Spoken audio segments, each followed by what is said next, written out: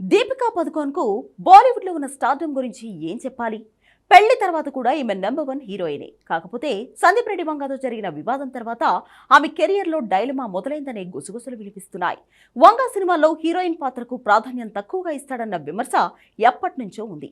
కానీ స్పిరిట్ విషయంలో జరిగిన విభేదాల కారణంగా ఇప్పుడు దీపిక కెరియర్ పై కొత్త డౌట్స్ వస్తున్నాయి. ఒకప్పుడు దర్శకులు, నిర్మాతలు భారీ సినిమాల కోసం ఫస్ట్ ఆప్షన్ గా దీపికనే తీసుకునేవాళ్ళు. కానీ స్పిరిట్ కాంట్రవర్సీ తర్వాత ఆమెకు తక్కువ ప్రాధాన్యం ఇస్తున్నారు. ఇండస్ట్రీలో దీపిక క్రేజ్ నెక్స్ట్ లెవెల్ అని చెప్పడంలో సందేహం లేదు. ఓం శాంతి ఓం నుంచి పద్మావతి, చెన్నై ఎక్స్ప్రెస్, పీకు వరకు ఎన్నో సినిమాలతో స్టార్ అయిపోయింది. కానీ సందీప్ రెడ్డి వంగతో జరిగిన కాంట్రవర్సీ ఆమె కెరియర్ కు మైనస్ అయిందని టాక్ వినిపిస్తోంది.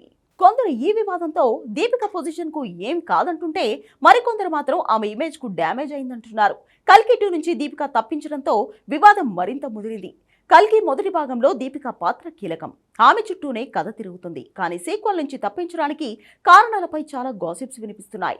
ఒక వర్గం చెప్పేది ఏంటంటే దీపిక డేట్స్ క్లాష్ అయ్యాయని, మరొక వర్గం చెప్పేది నాగ్ అశ్విన్ టీం ఆమె వర్క్ ఎథిక్స్ పట్ల హ్యాపీగా లేరని.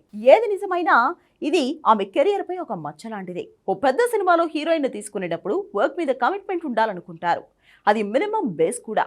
కానీ దీపిక విషయానికి వస్తే ఈమె అర్థం పర్థం లేని కండిషన్సే ఇప్పుడు నిర్మాతలకు చికాకు తెప్పిస్తున్నాయి. ఆమెను అప్రోచ్ అయ్యాక ఫైనల్ చేయకపోతే కథ లీక్ చేస్తుందేమో అనే భయం కూడా వెంటాడుతుంది దర్శకులను. స్పిరిట్ విషయంలో సందీప్ రెడ్డి వంగ మెయిన్ సమస్య కూడా ఇదే. కల్కి లాంటి సినిమాలు చేయాలంటే కమిట్మెంట్ ఎక్కువగా ఉండాలని ట్వీట్ చేసింది వైజయంతి మూవీస్.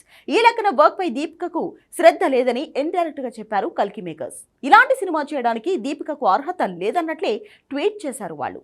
పైకి సాఫ్ట్ గా ట్వీట్ చేశారు. కానీ ఈ ట్వీట్ వెనుక ఎన్ని విభేదాలు వచ్చుంటాయో అర్థమైపోతుంది. కల్కి స్పిరిట్ నుంచి తప్పించిన దీపిక చేతిలో ప్రస్తుతం అల్లు అర్జున్ సినిమా ఉంది. అట్లీ సినిమాలో ఈమె నటిస్తుంది.